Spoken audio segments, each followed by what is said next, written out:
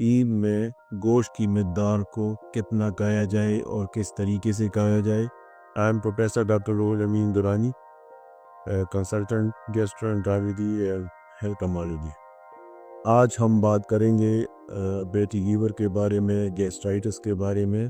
اور یہ جو موجودہ ایک فریضہ آیا ہوا تھا،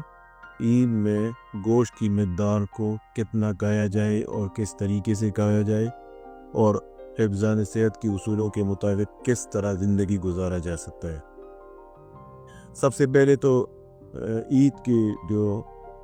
مسرت موقع پہ لوگ قربانی کرتے ہیں، اور پھر اس کے بعد یہ گانوں کا جو دور شروع ہو جاتے ہیں، اس کے بارے میں تھوڑا سا آگاہی کے لیے لوگوں کے لیے کہ کس طریقے سے کھایا جائے گوشت، تاکہ صحت بھی ٹھیک رہے، اچھا رہے، اور بعد میں کوئی کمپلیکیشن نہ ہو۔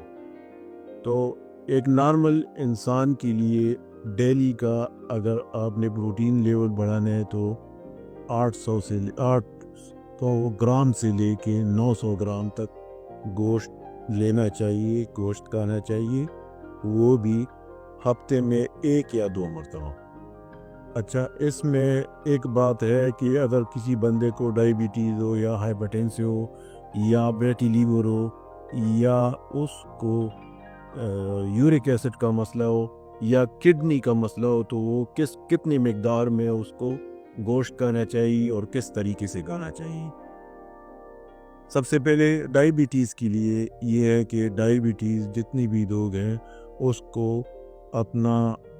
گوشت جو ہے وہ 600 سے لے کے 700 گرام تک ہفتے میں 1 مرتبہ لینا چاہیے۔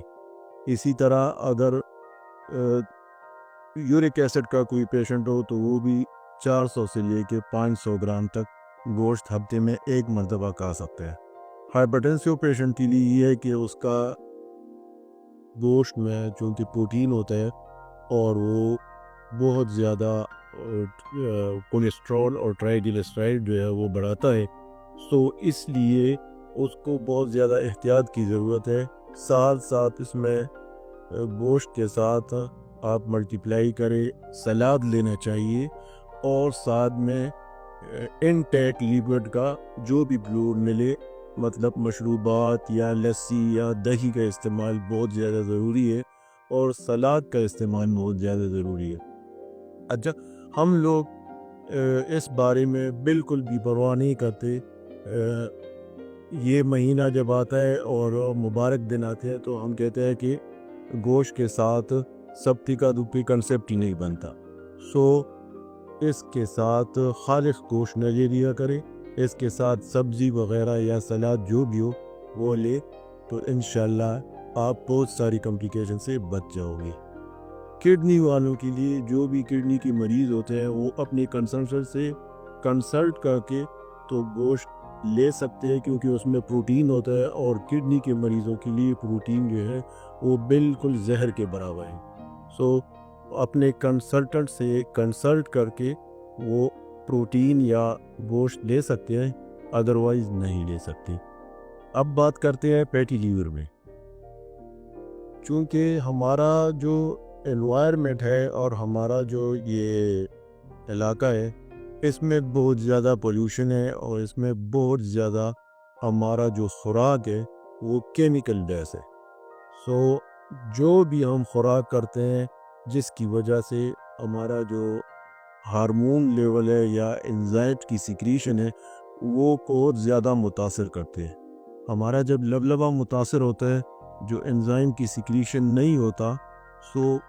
اس کی وجہ سے جو بھی یہ لوور فیٹس ہیں وہ لیور پہ جمع ہونا شروع ہو جاتے ہیں، اور پھر لیور جو ہے اس کو سویل اپ کرتے ہیں، اس میں بہت ساری کمپلیکیشن آ جاتی ہے، اور لیور اپنا ڈیٹاکسیفیکیشن کا جو عمل ہے اس کو بہت ہی کمزور کرتے ہیں، جس کی وجہ سے ہمارا جو ہارمون لیول ہے وہ بڑھ جاتا ہے، اور ڈائجیشن کا سسٹم جو ہے وہ بالکل نہ ہونے کے برابر ہوتا ہے، جس سے جنرل ویکنس، بھوک کا نہ لگنا، اور گیسٹرائٹس جیسے علامات جو ہے وہ ظاہر ہونا شروع ہو جاتے ہیں۔ لہٰذا یہ ایک ایسی بیماری ہے جس کو آپ اپنے ڈائٹ سے بھی ٹھیک کر سکتے ہیں، لیکن اگر خدا نہ خواستہ اس کی 3 سٹیجز ہے، گریڈ 1، گریڈ 2، گریڈ 3۔ اگر یہ گریڈ 3 میں بھی کنٹرول نہ کر سکے تو پھر یہ لیور سیروسس کی طرف جاتا ہے اور اس میں بہت ساری کمپلیکیشن آ جاتی ہے، جس کی وجہ سے بعض اوقات ایک بہت ہی اچھا بندہ جو ہے وہ ضائع ہو جاتا ہے اور اس کا پھر علاج یا مداوع نہیں ہو سکتا۔ خدا را اپنی ڈائٹ کا خیال رکھے، اپنی زندگی سے موٹا گوشت اور چاول نکال لے، اگر کھانا بھی ہے تو طریقے سے کھائے، مطلب ہفتے میں 1 آدھ بار لے سکتے ہیں، ادروائز ایسے مریضوں کے لیے موٹا گوشت اور چاول جو ہے وہ بہت ہی خطرناک ہے۔ اس میں سبزیوں کا بہت زیادہ عمل دخل ہے، سبزیاں کھائے، سلاد کھائے، اور جتنی بھی ہرے پتوں والی سبزیاں ہیں، مطلب گاجر، مولی، گوبھی، دوسرے جو بھی ہے، ادرک کا استعمال کرے، سونف کا استعمال کرے، اجوائن کا استعمال کرے، اور دہی کا استعمال ضرور کرے، تو اس طریقے سے آپ اپنے فیٹی لیور پہ بہت زیادہ قابو پا سکتے ہیں۔ آج کے لیے اتنا ہی۔